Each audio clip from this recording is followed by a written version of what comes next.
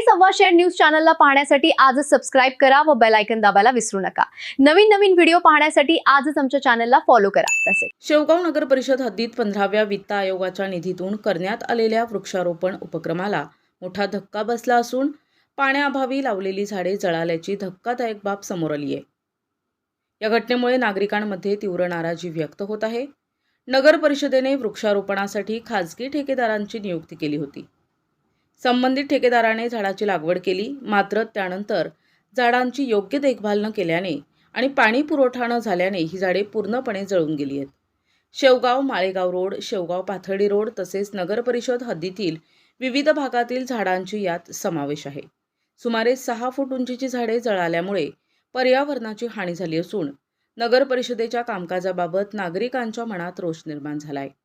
या संदर्भात नगर परिषदेचे आरोग्य कर्मचारी जगदीश जाधवर यांनी सांगितले की संबंधित ठेकेदाराला आतापर्यंत 4 वेळा नोटिसा देण्यात आल्या आहेत, तरीही ठेकेदाराकडून कोणतीही ठोस कार्यवाही झालेली नाही।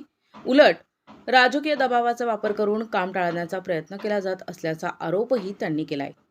संबंधित ठेकेदाराला आतापर्यंत 45 लाख रुपये बिलापोटी अदा करण्यात आलेत।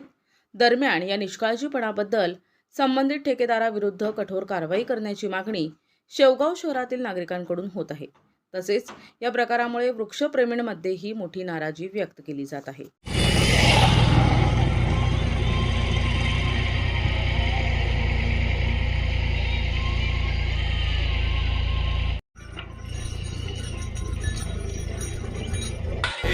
सुगंधित सुवासिक अत्तराची दळवळ, भरपूर व्हरायटीज आणि क्वालिटीचे अत्तर जे करतील आपणास मंत्रमुग्ध।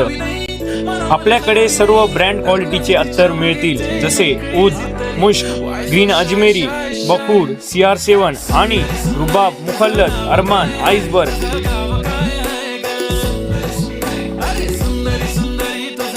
एकदा अवश्य भेट द्या। अल हया अत्तर अँड परफ्यूम शॉप, मोची गल्ली, शेवगाव।